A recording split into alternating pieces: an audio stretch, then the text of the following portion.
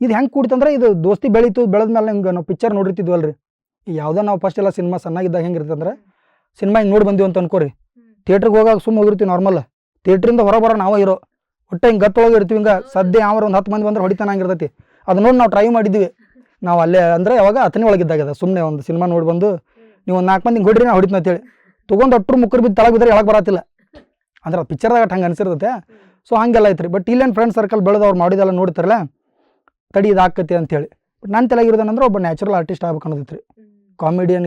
ಏನು ತಲೆಯಾಗಿರಲಿಲ್ಲ ಬಟ್ ನಾನು ಫಸ್ಟಿಂದ ಕಪಿಲ್ ಶರ್ಮಾ ಅವ್ರು ನೋಡ್ಕೊಂಡು ಬರ್ತಿದ್ದೆ ಕಾಮಿಡಿ ಸರ್ಕಸ್ ಅದು ಅಂಗಡಿಯಾಗಿದ್ದಾಗ ಗಿರಿಗಳು ಭಾಳ ಕಡಿಮೆ ಇರ್ತಿದ್ವು ಫಸ್ಟಿಗೆ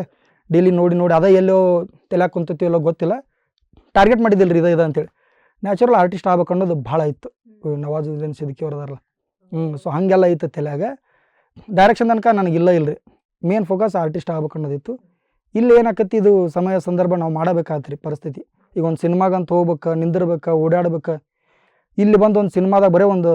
ಡೈಲಾಗ್ ಹೇಳೋಗು ಪಾತ್ರಿಸ್ಬೇಕಂದ್ರೆ ಹೈರಾಣ ಐತಿ ಏನೋ ನಮ್ದು ಉತ್ತರ ಕರ್ನಾಟಕದ ನಾವು ಹುಟ್ಟಿದ ಒಂದು ಅದೃಷ್ಟ ಅಂತ ಹೇಳ್ಬೋದು ರೀ ಏನೋ ಸೋಷಿಯಲ್ ಮೀಡಿಯಾದಾಗ ಒಂದಿಟ್ಟು ಏನೋ ವರ್ಕೌಟ್ ಆಗೈತೆ ಅಂದ್ರೆ ನಮ್ಮ ಉತ್ತರ ಕನ್ನಡಕ್ಕೆ ಬಂದು ಆಶೀರ್ವಾದ